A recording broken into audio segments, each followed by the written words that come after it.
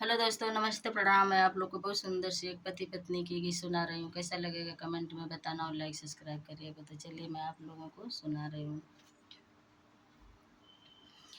ऊंचे कुआनवा की नीची जगतिया, ऊंचे कुआनवा की नीची जगतिया, निसरी गईले ना, हाँ निसरी गईले ना।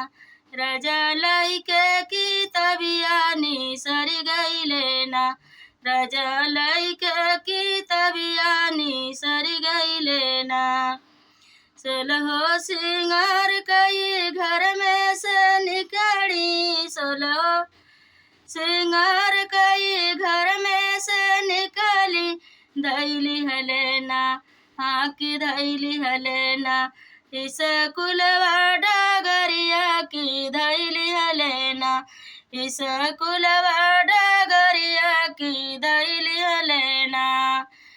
नैना में नैना मिलवा मोरे राजा, नैना से नैना मिलवा मोरे राजा। सुफल होइतना, हाँ सुफल होइतना, मोरे सोलहो सिंगरवा सुफल होइतना।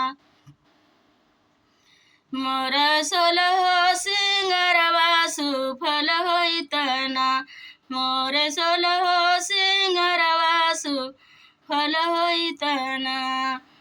कैसे कौन न मिलई मोरी रानी, कैसे नैना मिलई मोरी रानी। पढ़त बाटीना, हाँ पढ़त बाटीना, 10 लड़का के बिचवा पढ़त बाटीना, 10 लड़कन के बिचवा पढ़त बाटीना।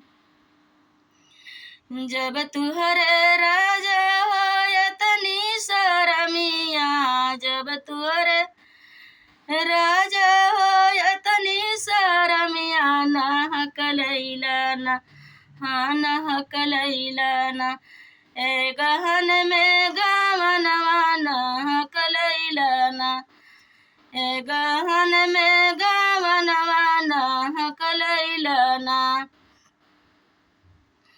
कहू हम कहीं अपने बाबा बेई मनवा, कहू हम कहीं अपने बाबा बेई मनवा। नहक दिहलना, हाँ नहक दिहलना, ए गहन में गावनवा नहक दिहलना, ए गहन में गावनवा नहक दिहलना, ए गहन में गावनवा नहक दिहलना। ऊंचे कुआनवा के नीची जगतिया, ऊंचे कुआनवा के नीची जगतिया, निसरी गईले ना, हाँ निसरी गईले ना। राजा लइके की तबिया निसरी गईले ना, राजा लइके की तबिया निसरी गईले ना, राजा लइके की तबिया निसरी गईले ना।